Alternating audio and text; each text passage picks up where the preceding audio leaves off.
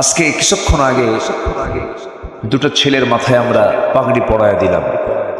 কেমন লেগেছে বলেন? কেমন লেগেছে? এটি কি ছোটখাটো কোনো পুরস্কার? ছোটখাটো কোনো পুরস্কার বলেন তো? অনেক বড় পুরস্কার।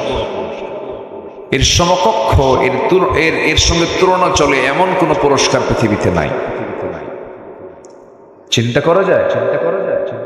কোরআনের মতো এই 30 পারা কিতাব তাদের সিনার মধ্যে তোলা, এটা ছোটখাটো কোনো যোগ্যতা নয়।